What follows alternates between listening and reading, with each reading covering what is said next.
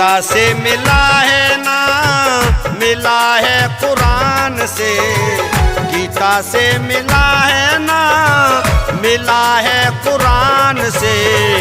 मिला अधिकार सबको भीम के संविधान से। मिला अधिकार सबको भीम के संविधान से।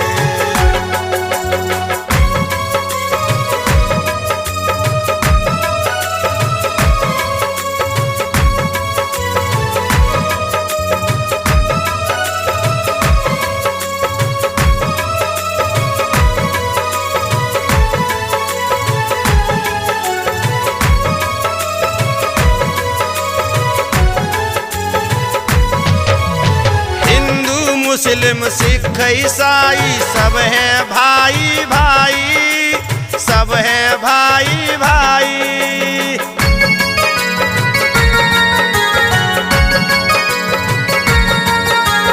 हिंदू मुस्लिम सिख ईसाई सब है भाई भाई, सब है भाई भाई। संविधान नहीं है सबको ये अधिकार दिलाई दिलाई। भीमों ने बताया सबको जियो सम्मान से। भीमों ने बताया सबको जियो सम्मान से। मिला अधिकार सबको भीम के संविधान से। मिला अधिकार सबको भीम के संविधान से।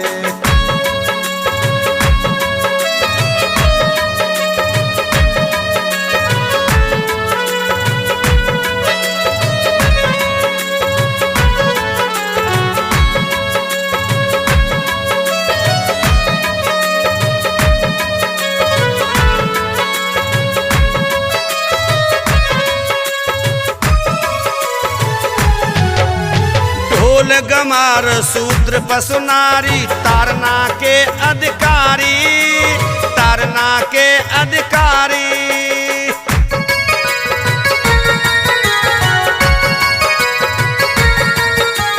ढोल गमार सूत्र पशु नारी तारना के अधिकारी, तारना के अधिकारी।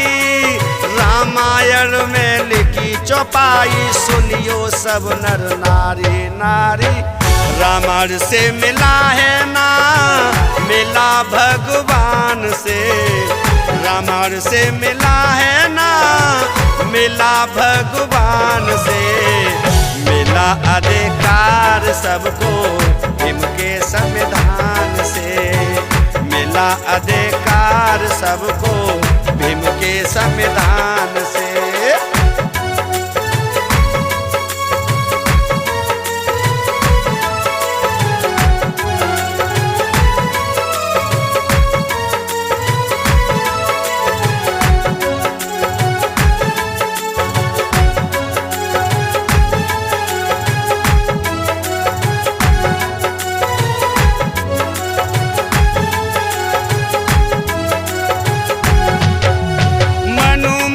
जन वर्ग बनाए सबको दूं बतलाई, सबको दूं बतलाई।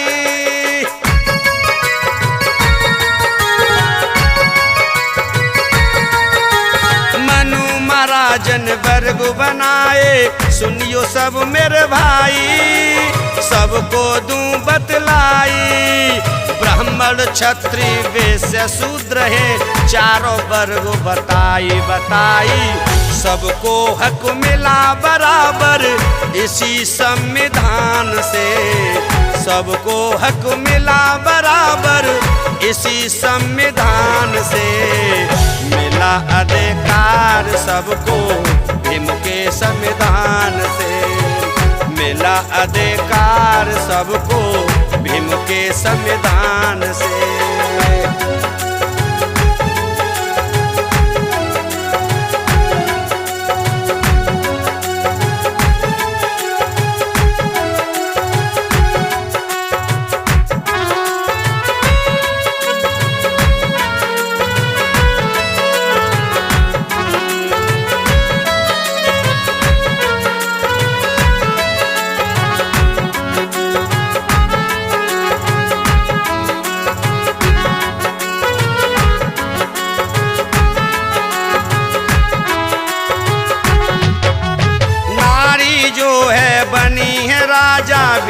भीमराव की बदौलत, भीमराव की बदौलत।